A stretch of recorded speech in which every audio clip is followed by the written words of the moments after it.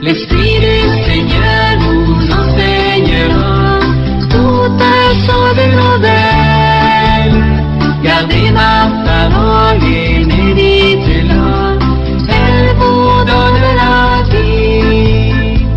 Soyez lumière en nos cœurs, Jésus ressuscité. Donne l'Esprit sans mesure pour nous renouveler. L'Esprit du Seigneur nous enseignera toutes choses nouvelles. Gardez ma parole et méditez-la, elle vous donne la vie. Nous étions quittés sur une image de l'enfer comme son propre monde à soi, un monde qui ne serait fait que pour soi, et donc un monde sans communion, un monde séparé, un monde factice, un monde où on est le premier, mais dans l'illusion, plutôt que d'être un parmi d'autres dans la béatitude. Je vous rappelle que Simone Weil, le philosophe, enfin la philosophe, je ne sais plus comment on veut dire, a dit cette chose qu'aimait à citer Gustave Thibon. L'enfer, c'est de se croire au paradis par erreur. Voilà. Il faudrait ajouter cette clause, il ne s'agit pas d'une erreur spéculative. Il ne s'agit pas d'une erreur où on ignorerait qu'on n'est pas au paradis. Non, c'est plutôt une erreur affective, puisque c'est volontaire, vous voyez. C'est pas, s'il y avait ignorance de ce qu'est le paradis, à ce moment-là, si c'était une pure erreur théorique, l'ignorance servirait de circonstance atténuante. Non, là c'est une erreur, mais on pourrait dire une erreur, ce qu'on appelle une erreur affective, c'est-à-dire la volonté qui ignore volontairement. Et ça, on ne veut pas savoir ce que c'est. Alors avant de poursuivre, j'aimerais répondre à quelques questions qui m'ont été posées, et là j'ai pas laissé de temps pour les questions la dernière fois, j'essaierai d'en laisser davantage peut-être aujourd'hui. On m'a dit qu'il fallait que ce soit plus interactif qu'un enseignement magistral comme sous la tente. La première question, certains sont venus me voir et m'ont dit oui, alors il faut s'ouvrir à Dieu, bon, mais il y a des personnes qui ne connaissent pas Dieu. Qu'est-ce que c'est que s'ouvrir à Dieu au dernier instant de sa vie ou à travers sa vie quand on ne connaît pas Dieu? Voilà. Et vous savez que certains, à cause de ça, ont pu dire que au moment de la mort, l'âme recevait une sorte de catéchèse immédiate, intégrale, découvrait la vérité du christianisme, c'était comme ça qu'elle se déterminait. Alors c'est pas ce que j'ai voulu dire quand j'ai parlé de science infuse, vous vous souvenez, quand j'ai parlé de ce don de science qui était infusé dans l'âme au moment de sa mort pour qu'elle voie, enfin juste après sa mort en fait, après la séparation de l'âme et du corps, pour qu'elle voie ce qu'elle désirait elle-même vraiment. Il ne s'agit pas de savoir ce qu'il en était du christianisme, bien sûr elle le saura par la suite, mais le choix, c'est d'abord ce qu'elle désire vraiment, ce qu'elle a vraiment désiré. Et donc va se révéler là ce qu'elle a vraiment choisi. Mais pour choisir, il n'est pas nécessaire de connaître tout de la vérité. La détermination se fait à partir de ce que nous savons de la vérité. Si j'ai dit oui à ce que je sais de la vérité, si je me suis adonné à ce que j'entrevoyais de l'amour, eh bien c'est comme si j'avais dit oui à toute la vérité, c'est comme si j'avais dit oui à tout l'amour. Vous comprenez que ça c'est très important. Il ne faut pas avoir une science intégrale pour pouvoir se déterminer. Si tel était le cas, vous voyez, vous ne pourrez même pas vous marier avec quelqu'un parce que vous ne connaissez pas cette personne intégralement. Vous voyez, ce serait complètement fou. On dirait, il n'y a pas eu vraiment consentement, j'ai épousé quelqu'un, mais finalement, ce n'était pas la bonne personne. Je me suis rendu compte 20 ans après, c'était plus du tout la même d'ailleurs. C'est pour ça que je l'ai épousée quand elle avait 20 ans, donc maintenant je vais avec des jeunes filles de 20 ans, parce que c'est à une fille de 20 ans que j'ai dit oui. Non, bon. C'est par fidélité. Mais ce que je veux vous dire, c'est que on peut dire oui sans avoir une connaissance intégrale. On fait un choix, mais à partir, bien sûr, d'une certaine connaissance. Donc, quelqu'un qui n'a... Admettons qu'une personne ait été athée, entièrement athée, sans qu'il y ait forcément de faute de sa part, par ce qu'on appelle ignorance invincible. Vous avez été embrigadé dès votre jeunesse, et donc vous avez créé une sorte de circuit de réflexion dont vous n'arrivez plus à sortir, et à chaque fois qu'on vous parle de Dieu, etc., tout ça est remis dans ce circuit de réflexion, et vous avez des réflexes à Dieu, l'opium du peuple, Dieu, vous voyez, l'inquisition, Dieu, d'ailleurs vous connaissez, hein, chaque fois vous sortez la chose, et puis vous avez ces réflexes automatiques. Hein. Bon. Eh bien, s'il n'y a pas faute de votre part, si vous avez cru que la vérité c'était le communisme, bien sûr que vous êtes dans l'erreur, bien sûr que vous avez sans doute commis des actes extérieurs qui étaient mauvais, mais d'une certaine façon votre attention était droite. Et en disant oui au communisme comme étant vraiment la justice à vos yeux, pour votre conscience erronée bien sûr, mais pour votre conscience, eh bien vous dites oui à Dieu. Et ça c'est quand même ça, il faut bien voir le péché dans sa racine intérieure qui est vraiment l'intention de la personne. Et si cette intention est droite, si la personne a agi en conscience, on ne peut pas lui imputer à crime, puisqu'il y a eu une ignorance, vous voyez, qui atténue ça. Et je voulais faire une précision, alors deux précisions en fait par rapport à cette première remarque. La première, c'est que qui concerne les intellectuels. Certains pourront dire, oui, l'ignorance invincible, ça vaut spécialement pour les abrutis. Ah, si vous êtes parfaitement ignare, vous n'aurez pas à comprendre un énoncé, un demeuré, il ne peut pas, quoi, il n'y arrive pas. Mais quand vous êtes un intellectuel, que vous avez lutté contre le christianisme de toutes les forces de votre intelligence, là, il y a apparemment faute, il n'y a pas ignorance invincible. C'est une question que posait le poète Gerard Manley Hopkins au cardinal Newman, et il disait justement, oui, bon, l'ignorance invincible, ça marche pour ceux qui ont une faiblesse intellectuelle, mais pour les intellectuels, il n'y a pas d'excuse. Et Newman lui répondait au contraire. Et pourquoi cela ? Parce que ce qu'on appelle un intellectuel, c'est quelqu'un qui a créé en lui des habitudes mentales. On pourrait dire que son cerveau a pris certains plis, qu'il y a certaines ornières. Et comme je vous le disais tout à l'heure, à chaque fois que vous lui lancez un énoncé, il va le reprendre à l'intérieur de la petite usine à gaz conceptuelle qui s'est fabriquée, et à la fin, il en ressort toujours la même chose. Son système. Vous voyez ? Et là, c'est une ignorance invincible parce que on parle d'ignorance invincible quand une ignorance ne peut pas être surmontée par un simple acte de volonté, où il s'est créé une sorte d'inertie fondamentale dans l'intelligence et la volonté.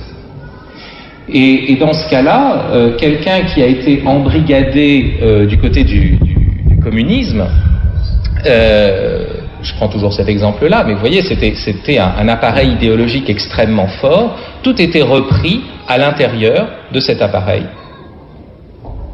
Et il était très difficile d'entendre naïvement quelque chose. Parce qu'on croyait déjà savoir ce que c'était. Et croyant déjà savoir ce que c'est, vous savez, il n'y a pas de pire sourd que celui qui ne veut pas entendre, eh bien on n'entendait pas. Il est plus difficile d'évangéliser dans une société déchristianisée que chez des pygmées. Parce que dans une société déchristianisée, les gens croient déjà savoir ce qu'il en est du christianisme. Et à cause de cela, vous voyez, ils n'arrivent pas à entendre. Est-ce qu'il y a faute de leur part ? Peut-être qu'il s'agit d'ignorance invincible. En tout cas, ce n'est pas parce que vous êtes un intellectuel que vous êtes sans excuse. Vous comprenez ? Et la faute, il faudrait voir, pourquoi est-ce qu'il a créé ce système à l'origine ? Là, s'il l'a créé volontairement pour esquiver quelque chose, volontairement, là, il y a faute. Mais c'est pas parce qu'il est dans ce système, d'accord, qu'il est sans excuse. Deuxième remarque, si quelqu'un était donc un intellectuel anti-chrétien, qu'en plus il s'est suicidé, et aggravons son cas. Vous savez la fameuse histoire du curé d'Ars, cette personne qui s'est suicidée, cette femme qui a pleuré, qui dit voilà, il s'est suicidé, et donc il est damné. Et le curé d'Ars, dans une vision, lui répond que non, entre le pont et l'eau, il s'est repenti. C'est toujours possible, entre le pont et l'eau. C'est quand il est trop tard que la grâce peut commencer à faire son œuvre. On pourrait dire ça. Puisque la grâce, elle est au-delà des forces de notre nature, donc il y a toujours un moment où elle peut agir. Mais on pourrait dire, même après l'eau, on pourrait même dire, même après qu'il a été noyé. Pourquoi ? Parce qu'il faut bien comprendre une chose, il y a une différence entre la mort clinique et la séparation de l'âme et du corps, la mort métaphysique. Marc Robin avait eu des lumières là-dessus en disant que l'âme restait liée au corps pendant un certain temps encore, après la mort clinique. Et donc, vous voyez, pendant ce temps-là, où il y a arrêt des fonctions cérébrales, il n'y a pas forcément arrêt de toute activité consciente. On n'arrive plus à le lire cliniquement, mais quelque chose peut encore se jouer. D'accord ? Donc on ne peut pas savoir. Et ça me fait passer à la deuxième question qu'on m'a posée. Pourquoi est-ce que le choix après est définitif ? C'est-à-dire pourquoi est-ce qu'une fois que l'âme se sépare du corps, le choix, puisque chacun va vers son lieu, et donc tous les défunts sont exaucés, ça c'est obligé de le dire, et je vous avais dit, c'est ça qui est quand même réjouissant, malgré tout. On peut avoir peur de l'enfer, mais on sait de toute façon qu'on est exaucé. La question c'est pourquoi ce choix défini ? Pourquoi est-ce qu'on ne peut pas revenir en arrière ? Pourquoi est-ce qu'il n'y a pas, par exemple, de rédemption des démons ? Pourquoi est-ce que, une fois qu'on est en enfer, on ne peut pas passer, éventuellement par le purgatoire, vous voyez, comme ça on aurait un sas intermédiaire, progressivement, et on irait ensuite au paradis. Alors, il faut savoir que il y a deux, je vais vous donner deux raisons. La chose que je veux vous rappeler, c'est ici, nous ne faisons que balbutier des mystères divins, des mystères révélés. Ces choses-là, nous ne pouvons pas les élucider comme si c'était un problème de trigonométrie. Ce sont des données révélées qui nous échappent, qui débordent complètement notre expérience.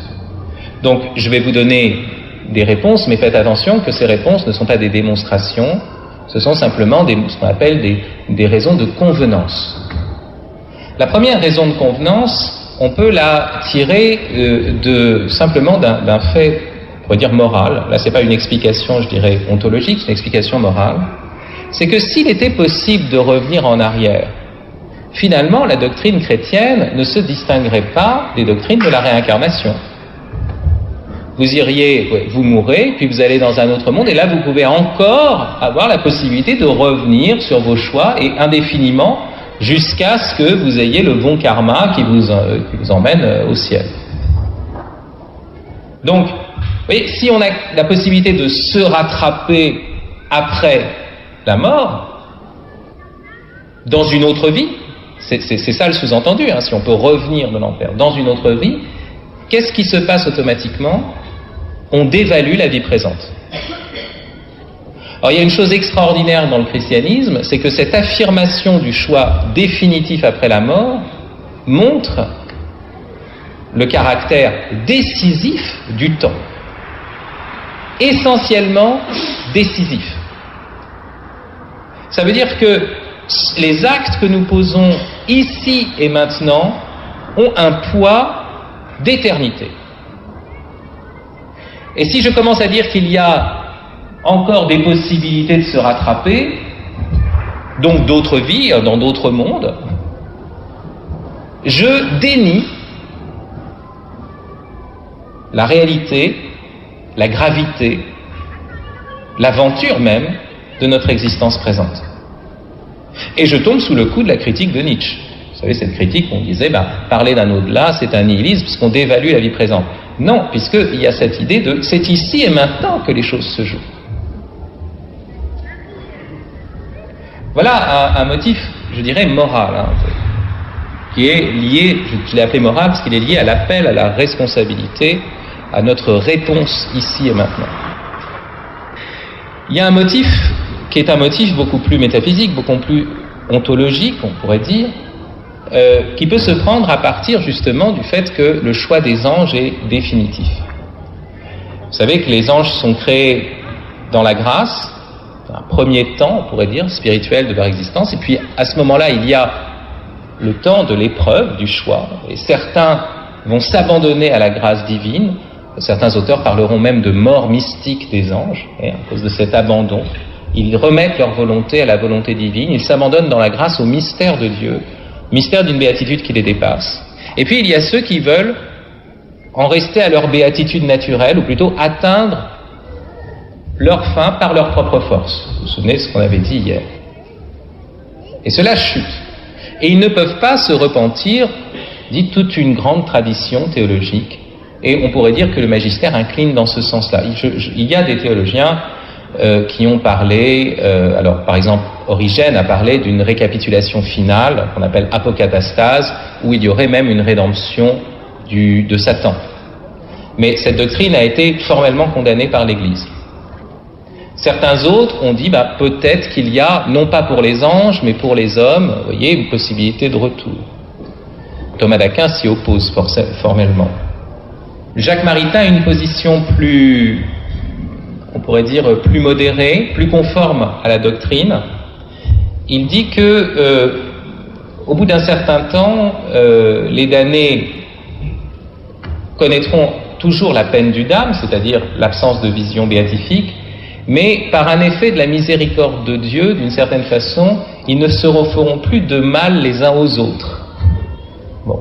On pourrait dire qu'il y aurait eu une atténuation de la peine ce qu'on appelle la peine du sens, la peine finie, et puis maintien de la peine du dam, de la séparation d'avec Dieu, puisqu'ils n'en veulent pas. Bon. Voilà, je vous dis, on est dans un ordre ici de spéculation. Mais qu'est-ce qui se passe pour les anges? Pourquoi est-ce que leur choix est définitif? Pourquoi est-ce qu'ils ne peuvent pas revenir en arrière? C'est parce que les anges sont de pur esprit. Or, un pur esprit, quand il se porte avec sa volonté, un pur esprit qui n'est pas dans l'ignorance, bien sûr, quand il se porte avec sa volonté sur un objet, il s'y porte tout entier, puisqu'il est une volonté d'une certaine façon. Vous voyez? Je veux, mais j'y veux à fond, sans réserve. Alors qu'un homme, tant qu'il est dans son corps, nous voulons, et puis on voit bien la débilité de notre volonté. Vous voyez, on veut, et puis il faut traîner la carcasse derrière. Et puis il faut que ça descende en nous, que nos passions soient rectifiées, que tous les mouvements de notre appétit sensible, de notre imaginaire même, soient rectifiés dans le sens d'un choix qu'on a fait.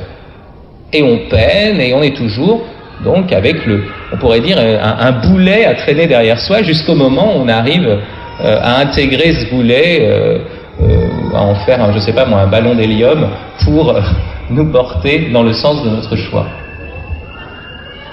Donc ça, c'est précisément dû au fait que nous sommes dans une condition charnelle et donc pris dans un temps qui fait que nos choix ne sont jamais absolument définitifs. Il faut toujours s'y remettre. Mais au moment où l'âme se sépare du corps, vous voyez bien que elle est comme un pur esprit. Et donc, ce moment-là qui coïncide avec où elle ira en fonction de son dernier choix, eh bien c'est un moment où, n'ayant plus ce corps, n'ayant plus des passions à entraîner avec elle, derrière elle, à sa suite, eh bien, elle va se porter tout entière vers son objet. L'âme séparée se porte tout entière vers son objet, comme l'ange se porte tout entier vers son objet. Mais cette manière de se porter sera en fonction de tout ce qui a été vécu dans le temps. Voilà, donc une manière d'approcher ce qui reste quand même pour nous largement mystérieux. Troisième remarque qui m'a été faite, on m'a dit que j'avais parlé, à propos de l'enfer, ou plutôt que le catéchisme avait parlé de Voilà, l'existence de l'enfer et son éternité. Alors, on m'a fait cette remarque très, très judicieuse. Ça montrait que la personne avait très bien écouté ce que j'avais dit précédemment. J'avais dit, il n'y a pas d'éternité, il y a l'éternel. Et que la vie éternelle était une participation à la vie de l'éternel. Donc, si on parle de l'enfer éternel, ça pose un problème, parce que l'enfer serait encore une participation à la vie intérieure de Dieu. Est-ce qu'on peut parler vraiment d'éternité des souffrances de l'enfer, d'un enfer, de supplice éternel? Alors, là, on est dans un problème de vocabulaire. Faites attention, le mot éternel peut être pris de différentes façons, soit dans son sens propre, strict, et alors c'est un attribut divin, et il n'y a d'éternité que dans la participation à l'éternel, la vie profonde de Dieu. Soit on veut dire que ça n'en finit pas, et c'est dit dans l'Écriture, voilà, le feu qui ne finit pas. Donc ici, peut-être que le mot le plus juste, ce ne serait pas le mot éternel, mais c'est normal qu'on puisse, vous voyez, qu'il y ait du jeu dans les mots, qu'on puisse parfois utiliser un mot dans un autre sens, sinon on ne pourrait plus penser. Si les mots étaient une sorte de nomenclature fixée définitivement, s'il n'y avait pas de jeu, on ne pourrait pas avoir un travail, vous voyez, conceptuel qui permettrait d'aller plus loin. Donc c'est normal qu'il y ait ce jeu-là, il ne faut pas s'en inquiéter, il ne faut pas se figer trop sur les mots. Simplement, peut-être qu'il faut parler plus que d'une éternité, d'une perpétuité. Voilà. On dit ça, voilà, la peine à perpétuité, on dit ça pour la prison, donc ça marche bien. Voilà. Enfin, dernière remarque, deux personnes sont venues me voir pour me poser cette question. À propos de Judas, j'ai dit que nous ne savions pas la destinée éternelle de Judas, que dans les Actes des Apôtres, au moment de l'élection de Matthias, Pierre dit qu'il était allé vers son lieu, mais sans nous dire de quel lieu il s'agissait. Alors bien sûr que même vers son propre lieu, on peut l'entendre précisément comme une définition de l'enfer. Je vais dans un lieu qui m'est propre, et ça correspond à ce monde factice que je me bâtis moi-même, plutôt que, vous voyez, ce monde qui n'est pas propre, au sens donc là étroit du terme, ça ne serait pas ce monde de communion. On peut l'entendre comme ça, mais voilà, est-ce que ça veut dire qu'il a été à l'endroit où il a voulu aller? Simplement, voilà, on peut pas le dire. Mais on m'a fait cette autre remarque, il est dit à un moment, il eût mieux valu qu'il ne soit pas né. Alors, qu'est-ce qu'il faut entendre par là? Alors, j'ai fait deux remarques à ce sujet. Bien sûr qu'on peut l'entendre comme une parole qui indique sa damnation. On peut.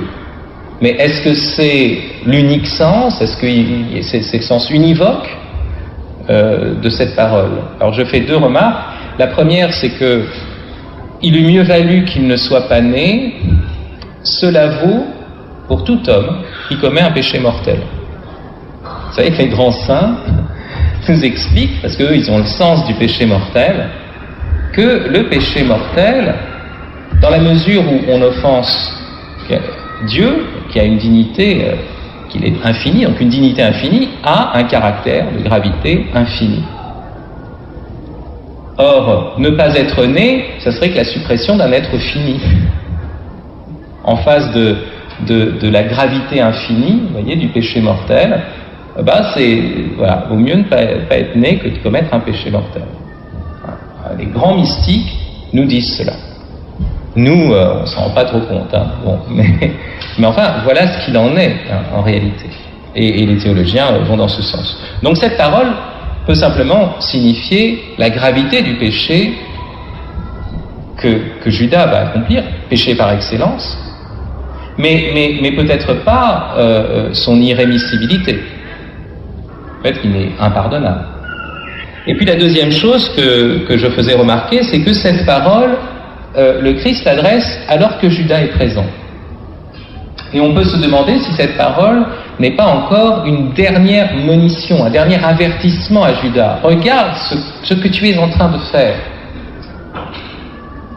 Et je faisais une comparaison avec le livre de Jonas. Jonas est envoyé pour dire, voilà, je vais détruire Ninive. Puis il arrive à Ninive, il dit, le Seigneur va détruire Ninive. Et le roi de Ninive proclame un jeûne, une pénitence, etc. Et puis, le Seigneur se repent, comme on dit. Donc, vous voyez, il ne détruit pas Ninive.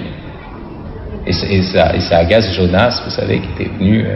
déjà, il avait voulu s'en aller pour pas aller faire le prophète et tout. On l'a il y a eu de la tempête, il a été avalé par le poisson, rejeté sur les rives de Ninive. Il dit bon, maintenant j'y vais, c'est bon. Et puis il y va, et puis Dieu fait miséricorde. Il dit mais vraiment à quoi ça a servi quoi? Moi j'aurais voulu que tu les détruises tous, au moins je me serais senti vraiment utile. Maintenant je passe pour un petit rigolo. J'ai dit le Seigneur va détruire Ninive et puis tu la détruis pas. Bon voilà, c'est ça. Ouais, il y a toujours une humilité, une humiliation du prophète. Alors, est-ce que on peut entendre aussi cette parole de cette manière-là? C'est-à-dire, ça ne nous dit rien sur ce qui va se passer par la suite. Peut-être que Judas se repent, mais c'est ce type d'énoncé où on dit, ben voilà, je vais te détruire, tu es damné. Et puis Dieu, voilà, ne damne pas parce qu'il y a eu une extremis. Pour parler de Judas, je voudrais juste quand même vous rappeler une chose, c'est que sa faute majeure n'est pas d'avoir livré le Christ. C'est grave. Mais remarquez que nous l'avons tous fait. Nous l'avons tous fait, je dis souvent, vous savez, quand j'étais jeune, il y avait, maintenant qu'il y a des vidéos, ça marche, enfin, les jeux vidéo, ça marche moins bien, mais il y avait, vous savez, les livres dont vous êtes le héros. Et puis vous aviez des choix à faire. Et je disais toujours, l'évangile, c'est un livre dont vous êtes aussi le héros. Et puis, dans une typologie des romans policiers, il était dit, vous savez, il y avait quelqu'un qui montrait, alors qui est le criminel, qui est mort, et alors on essayait de voir les différentes possibilités du criminel. Parfois c'était l'enquêteur lui-même, comme dans la tragédie d'Oedipe Roi. Et alors parfois c'était l'éditeur. Un auteur avait réussi, le nom de l'éditeur se trouvait sur la couverture, et il avait réussi à faire tout un scénario, on arrivait, mais le seul livre absolument génial comme roman policier qui va on pourrait dire jusqu'au bout d'une invention extraordinaire, c'est l'Évangile, parce qu'à la fin vous devez dire qui a tué le Christ, vous devez dire c'est moi. C'est le seul roman policier dont vous êtes vraiment l'assassin. Et si au terme de l'enquête on ne s'est pas rendu compte qu'on était soi-même l'assassin, c'est qu'on a mal lu le livre. Donc vous reprenez-le jusqu'à ce que vous ayez compris ça.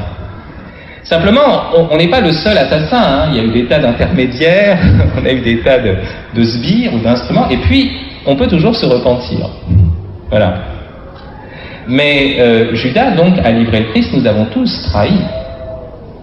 On n'était pas là, hein, au moment de la croix, et les péchés qu'on commet aujourd'hui sont ceux qui crucifient le Christ. Ce qui s'est passé, c'est qu'il a refusé la miséricorde. C'est là où on pense qu'il y a un péché rémissible, c'est qu'il voit sa faute. Il va rendre l'argent.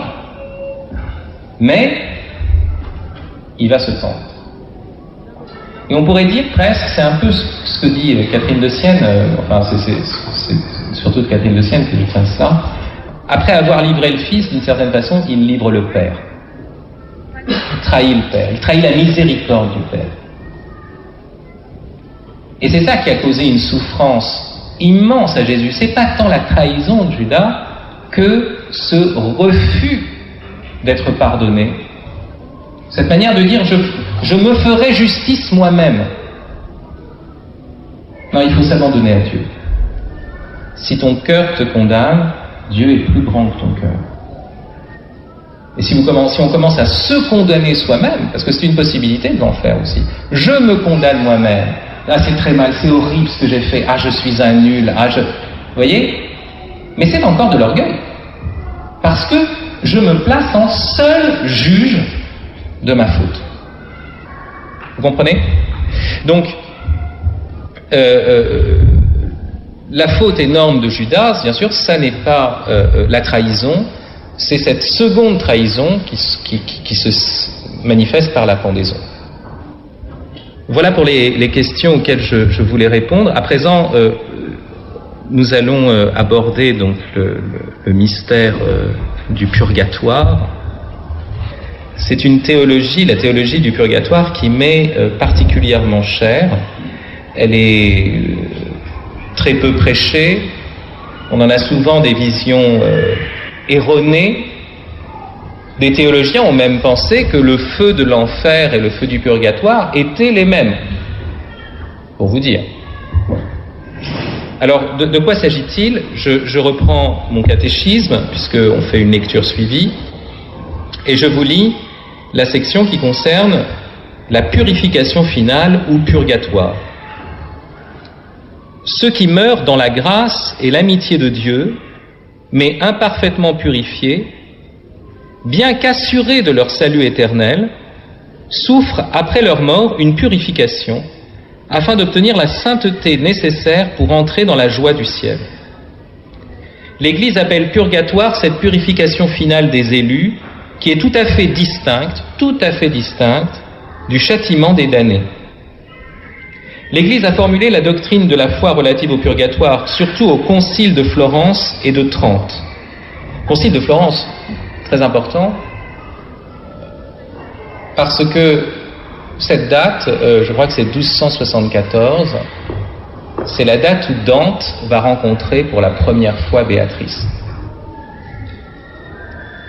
Et vous savez que Dante est le grand auteur, on pourrait dire, des fins dernières.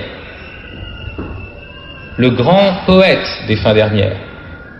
Sans doute a-t-il été dépassé dans son enfer, mais dans son purgatoire et son paradis, aucun poète ne l'a encore dépassé. Enfin, à mes yeux. Et vous remarquerez que le purgatoire, qu'on lit assez peu, vous savez, les gens lisent l'enfer, et puis après, le livre leur tombe des mains, ils disent qu'est-ce qu'on va pouvoir bien faire ? Bon, purgatoire peut-être encore, qu'ils vont dérouiller un petit peu, puis après, paradis, l'ennui, quoi.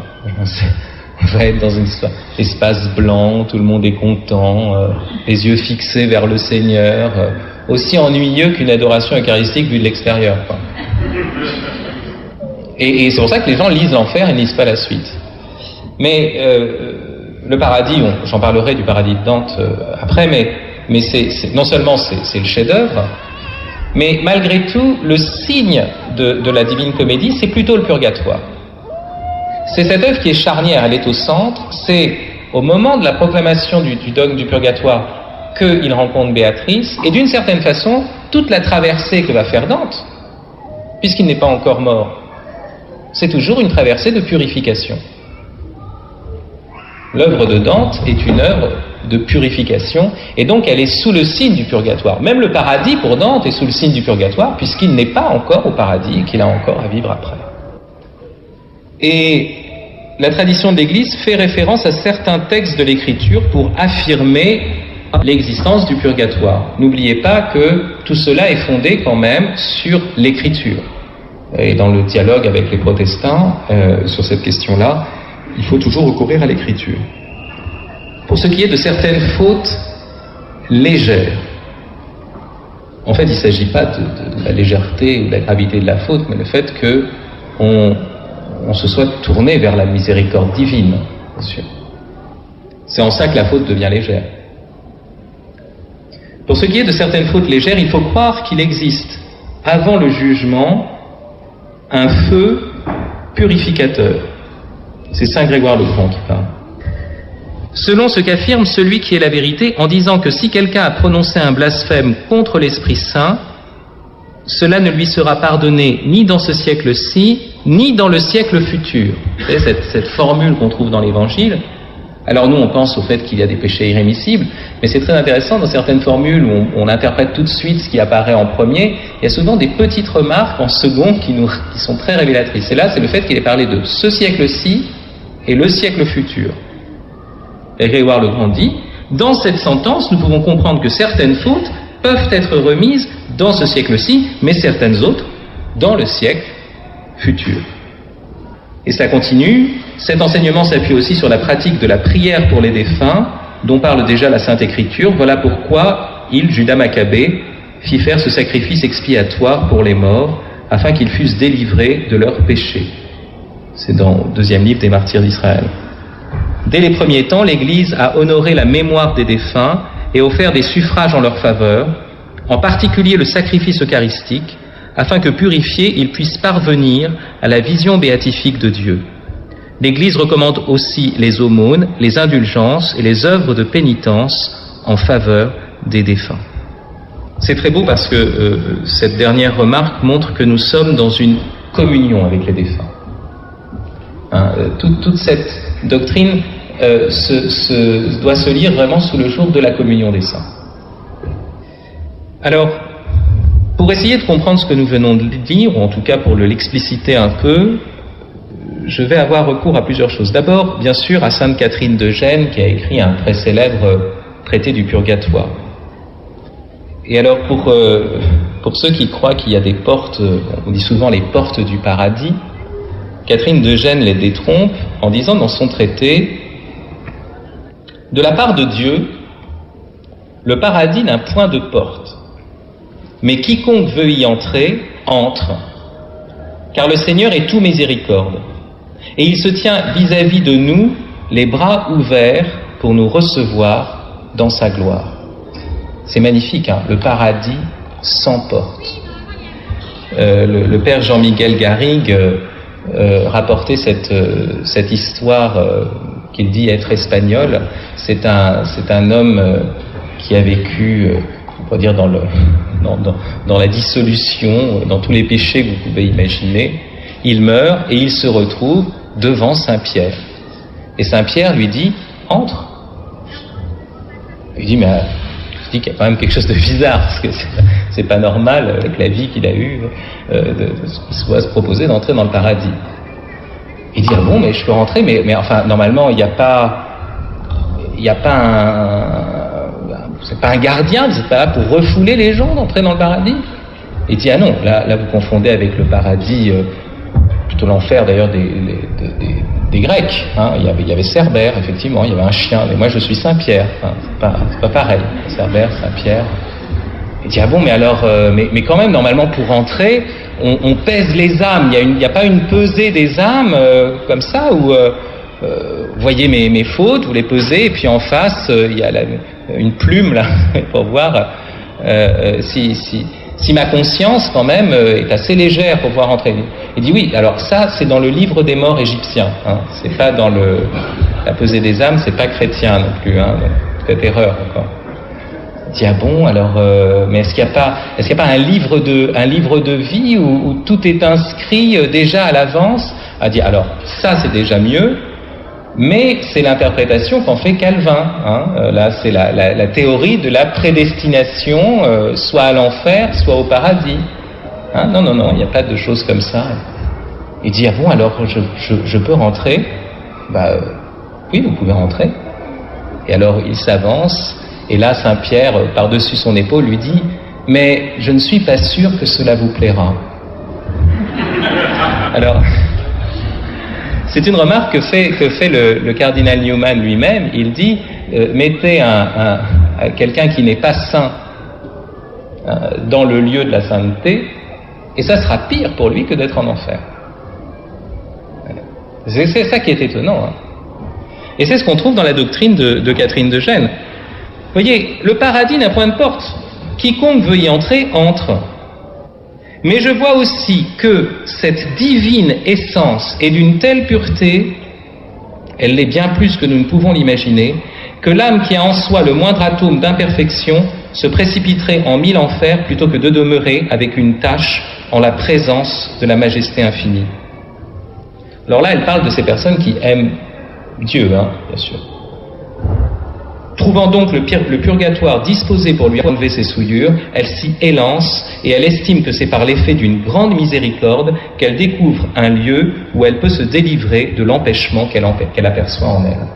Donc l'âme se précipite d'elle-même au purgatoire. Et ailleurs, elle dit que c'est la même chose pour le damné. Chacun porte en soi la sentence du jugement rendu et se condamne lui-même. Et si les âmes ne trouvaient pas ces lieux ordonnés de Dieu, elles demeureraient en plus grand tourment, parce qu'elles seraient en dehors de la disposition divine, vu surtout qu'il n'existe aucun de ces endroits où il n'y ait un reflet de la miséricorde éternelle, et pour cela, elles ont moins de peine qu'elles n'en pourraient avoir. L'âme a été créée de Dieu, pour Dieu et ordonnée par Dieu, et ne peut trouver de repos qu'en Dieu. Les damnés sont en Dieu par justice. S'ils étaient hors de l'enfer, ils auraient un beaucoup plus grand tourment. Bref, cette doctrine admirable de Catherine de Gênes, car ils se trouveraient en contradiction avec la disposition de l'Éternel. Et donc en contradiction avec leur nature profonde, mais même en plus avec leur propre volonté, puisqu'après tout, nature profonde, c'est d'être tourné vers la disposition de l'Éternel, qui fait que pour ceux qui ne veulent pas de la béatitude, il y a ce lieu. Si on les mettait au paradis, ce serait pire. Et elle continue en disant, cette disposition de l'Éternel leur donne un instinct terrible d'aller en ce lieu qui leur est destiné. Et n'y allant pas, ils auraient double peine. Alors, vous comprenez que ce qui est vrai donc ici est vrai de toutes les âmes, et la pureté de Dieu fait que celle qui aime Dieu spécialement ne veut pas la rencontrer si elle n'est pas en bonne disposition. On peut dire que c'est comme si vous étiez invité à un mariage et puis vous découvrez que votre robe est tachée, et alors vous passez du temps quand même à la nettoyer pour venir avec une robe blanche enfin à votre mariage. Donc vous allez repousser le moment, bien sûr, ça sera douloureux, vous pensez à tous les invités qui sont là, qui attendent, et vous avez peut-être la mort dans l'âme à ce moment-là, c'est très, vous subissez une peine. Pas simplement la peine de nettoyer la robe, mais en plus la peine de se dire, tous ces gens attendent, pour qui est-ce que je vais passer? Imaginez si ça prend plusieurs jours. La honte. Voilà, vous avez un peu une idée de ce que peut être la peine du purgatoire. Non, mais c'est... Maintenant, je voudrais que nous essayions de comprendre pourquoi, en fait, il y a cette souillure. L'âme qui fait le choix de Dieu à la fin de sa vie, c'est donc aussi avec toute sa vie. Ne croyez pas, parce que souvent, je voudrais pas qu'on entre dans une théologie du dernier instant de vie. Vous savez, il y a des théologiens qui ont dit, en gros, bon voilà, tout se joue au dernier instant, donc c'est ce dernier instant qui compte. Non mais attention, ce dernier instant est en fonction quand même de tout ce qu'on a fait avant. Alors c'est pour ça que c'est maintenant que ça se joue. Dans un très beau sermon sur l'impénitence finale, Bossuet dit, il a cette phrase assez admirable, il dit, on ne fait pas entrer un nouveau personnage à la fin de la pièce. Voilà, donc c'est toujours le même personnage, c'est quand même l'évolution du même personnage. Bien sûr qu'il peut y avoir des retournements incroyables. Bien sûr qu'au moment où l'âme va se séparer du corps, il y a comme une sorte d'entonnoir des grâces qui fait que toute la prière de l'Église, des saints, viennent faire pression sur la volonté de celui qui va mourir. Dans une sorte de secours, de telle sorte qu'il n'aura jamais manqué de secours, qu'il aura eu tous les secours nécessaires. On ne pouvait pas lui donner plus. Mais bien sûr, il peut dire non. Je vous ai dit, la doctrine de l'enfer est une doctrine d'amour, puisque c'est le respect de la liberté de la créature et le fait qu'on veut avoir en face de soi une personne et non pas un automate. L'âme qui est séparée et qui arrive au purgatoire, tous ses péchés lui sont remis. Elle est en état de grâce. Donc elle arrive en état de grâce. Elle n'a aucune souillure au sens de faute quand elle est au purgatoire. Il n'y a plus de ce que les théologiens appellent la coulpe en elle. Vous voyez, son âme n'est plus tachée, elle est propre. L'image de la robe est un peu défaillante de ce point de vue-là. La robe à nettoyer. Non, son âme est pure. Simplement, dans le péché, il faut considérer deux choses. L'offense faite à Dieu, la souillure qu'il va y avoir dans l'âme, et aussi une chose qu'on appelle l'obligation à l'appel. Le fait que quand on a commis une faute, il faut qu'il y ait une compensation. Il faut qu'il y ait une réparation. C'est très important. Réparer dans notre faute contre Dieu, nous ne pouvons pas par nos propres forces, puisque la faute a une dimension infinie. Quand on a offensé, et quand un moustique tue un homme avec le paludisme, vous voyez, le moustique ne peut pas donner la vie à l'homme une fois qu'il a tué. De la même façon, quand nous avons offensé Dieu, nous ne pouvons pas, vous voyez, faire comme si ça n'avait pas eu lieu ou compenser par nos propres forces, parce que c'est un être supérieur à nous. En revanche, lui peut venir et nous pardonner, et d'une certaine façon satisfaire à notre place. C'est ce qui se passe avec le Christ, vous voyez, qui mérite pour nous le pardon. Avec un mérite infini face à cette peine infinie. Mais pour ce qui est malgré tout de l'offense qui est faite et de l'obligation à la peine, et notamment l'offense faite à l'égard du prochain, qui affecte Dieu aussi, hein, bien sûr, mais c'est remis, mais il faut quand même réparer le prochain. Vous voyez, imaginez, vous allez en confession, vous dites que vous avez volé 100 000 euros, et le prêtre qui vous dit, bah, vous direz 3 ave, 2 pater, c'est bon. Non, il doit vous dire, vous allez les restituer. Ah, c'est normal. Donc, qu'est-ce qui se passe ici avec le purgatoire? C'est qu'on meurt en état de grâce, mais on n'a pas eu le temps de réparer. Et c'est là où on comprend que le purgatoire est une doctrine de miséricorde. Vous vous souvenez ce que nous avions vu hier à propos de la présomption? Le fait qu'on pense que Dieu veut nous sauver sans que nous n'ayons rien à faire, et donc que nous doutions finalement que la générosité de Dieu soit telle qu'elle nous donne aussi la capacité de faire le bien. On croit qu'il faut être simplement passif. Non, Dieu nous rend actifs. Dieu veut nous donner de donner. Eh bien, la doctrine du purgatoire est dans cette ligne-là. Si je meurs en état de grâce, mais en n'ayant pas eu le temps de réparer, il m'est donné ce temps pour que je puisse réparer. C'est ça qui est merveilleux. C'est une bonté de Dieu. De telle sorte que nous sommes vraiment les collaborateurs de son dessein de salut. C'est une générosité à l'égard de sa créature. C'est pas du tout l'idée, ah oui, bah voilà, t'as pas fait ça, alors maintenant, hop, je vais te taper sur les doigts.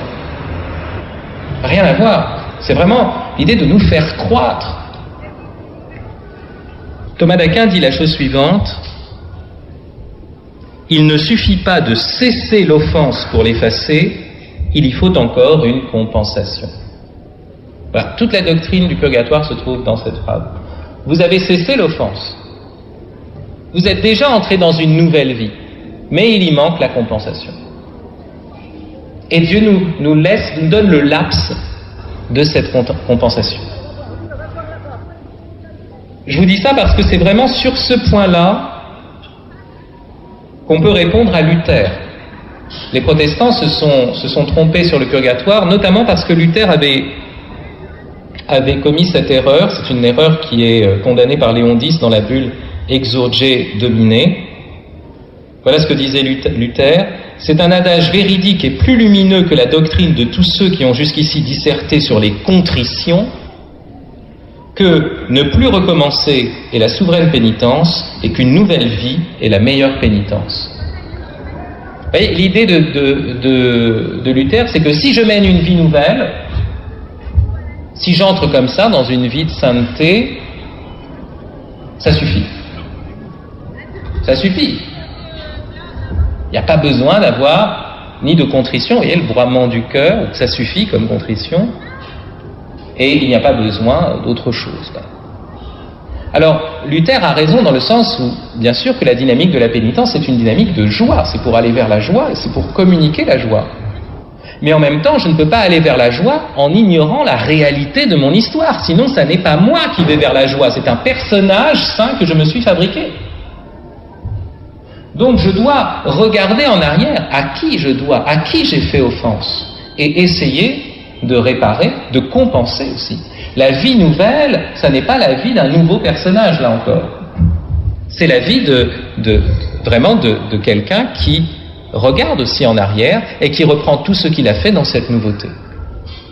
D'où la nécessité aussi, non seulement de cesser l'offense pour entrer dans la sainteté, mais aussi de compenser l'offense qu'il y a eu. Lorsqu'on parle des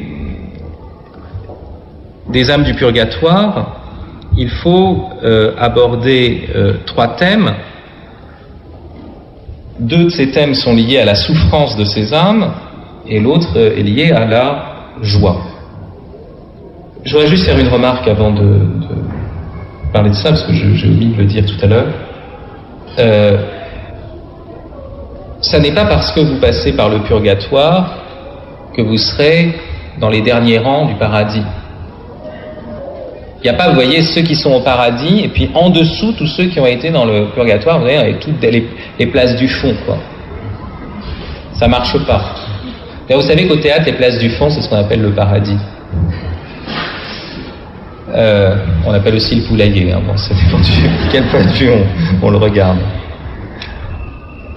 Qu'est-ce que ça veut dire? Ça veut dire que, vous voyez, le problème, c'est l'âme qui va au purgatoire, elle meurt en état de grâce, elle va mourir avec un désir de Dieu.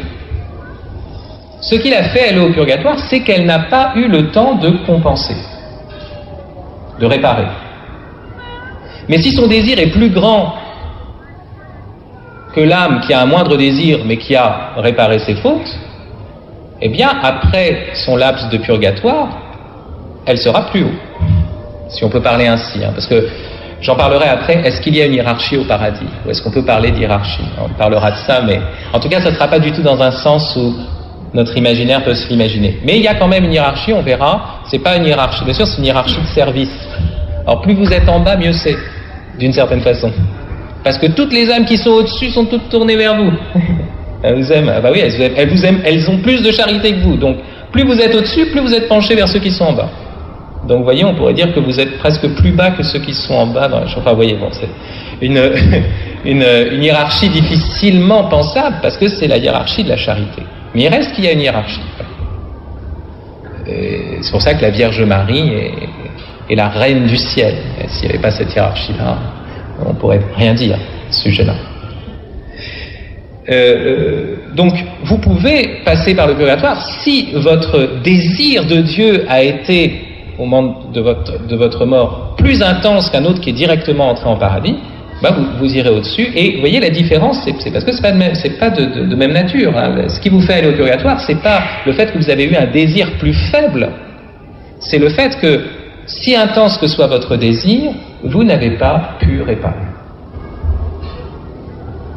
D'accord? Donc, ça c'est une précision importante, ne pas croire que le purgatoire... Alors, le purgatoire, c'est une situation anormale, bien sûr. Hein. Dieu ne veut pas directement le purgatoire. Ce qu'il voudrait, c'est le paradis pour tous. Mais bon, l'anormal peut être fréquent. Même si c'est anormal, ça peut être le plus fréquent, on ne sait pas. On ne sait pas. Mais on pourrait penser que ce que Dieu veut quand même, c'est que les âmes aillent d'emblée au paradis. Ça, c'est ce qu'on doit penser. C'est une situation anormale et qui vient de notre faute. Alors, il faut parler de trois choses. Je vous avais dit, les deux premières choses qui sont liées à la souffrance, à la peine, c'est qu'il y a deux peines au purgatoire. Une peine qu'on pourrait appeler limitée, finie.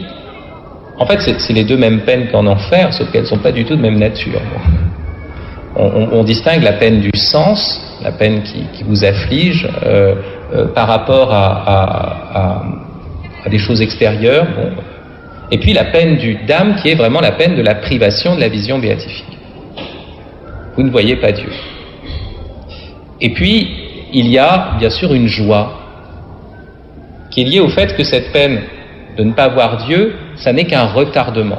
Vous le savez, c'est un retardement, c'est une manière de différer la vision béatifique, mais l'âme qui est au purgatoire, elle est confirmée en grâce. Elle sait qu'elle est dans l'amitié de Dieu et elle sait qu'elle va aller au ciel. Alors, quelle est la nature de cette souffrance? C'est la souffrance, la peine du sens, c'est la souffrance par rapport aux fautes commises qu'on n'a pas pu réparer. Et donc, il y a une sorte de réparation qui est faite. Vous savez, les théologiens ont parlé d'un feu corporel, etc. Je ne suis pas assez bon en théologie pour développer cette doctrine devant vous. La souffrance comme une manière de rééquilibrer, on pourrait dire, l'univers par une sorte de compensation. Hein, puisqu'on a comme un retour de balancier. Et puisqu'on a mis le balancier dans le mauvais sens, il faut qu'il y ait quelque chose dans l'autre sens qui se retourne contre nous, d'une certaine façon, pour rééquilibrer. Je me suis posé la question de savoir si c'est une vraie compensation, est-ce qu'on ne pourrait pas dire, et ça les théologiens hésitent à dire que les âmes du purgatoire ont connaissance de ce qui se passe ici-bas. À la fois, ils sont obligés de dire, c'est très bien que les fidèles prient aussi les âmes des défunts, donc celles qui sont au purgatoire, et en même temps ils disent, nous ne savons pas s'ils ont une connaissance de ce qui se passe dans ce monde, puisqu'ils n'ont pas la vision béatifique, puisqu'ils ne voient pas en Dieu ce qui se passe ici-bas. Et alors certains ont dit, c'est bien de les prier, parce que de toute façon, quand elles entreront au paradis, c'est alors que Dieu en fait exauce notre prière en fonction de l'intercession qu'elles auront après au paradis. Vous voyez, comme pour lui, il n'y a pas de temps. Donc la peine vraiment, c'est une peine qui serait, on pourrait dire, la compensation, elle serait plutôt passive, et ça ne serait pas une réparation active des fautes qui ont été faites ici-bas. Pourquoi ? Parce qu'on dit que les âmes du purgatoire, vous savez, puisqu'elles ont leur récompense, qu'elles sont séparées du corps, ne peuvent plus mériter encore. Je me suis demandé si on ne pouvait pas dire que ce feu, ce n'était pas le fait de voir précisément les conséquences de ces fautes. On peut imaginer que Dieu donne à l'âme du purgatoire une connaissance de ce qui se passe ici-bas, de ce qui s'est passé par rapport à ses fautes. Et de voir ses propres fautes et de voir ses conséquences et d'en souffrir profondément, voilà qui est, on pourrait dire, une compensation, je dirais, adaptée. Est-ce qu'on peut aller plus loin ? Est-ce qu'on peut dire qu'il y a vraiment une force d'intercession des âmes du purgatoire ? Et à ce moment-là, non seulement la compensation serait dans cette passivité de voir le mal qu'on a fait, mais aussi dans une intercession où les âmes du purgatoire ne connaissent pas tout ce qui se passe, bien sûr, dans le monde, mais uniquement ce qui permettrait de compenser leurs fautes. Et à ce moment-là, elles n'auraient qu'une intercession, on pourrait dire, ciblée par rapport à leurs fautes. Mais elles ne sont pas encore dans la vision béatifique. C'est ça leur peine, elles n'entrent pas encore dans la grande intercession des saints. On pourrait dire des glorieux, des saints glorieux. Si, elles sont saintes, les âmes du purgatoire. Elles sont saintes. Mais elles ne sont pas dans la gloire. L'Esprit du Seigneur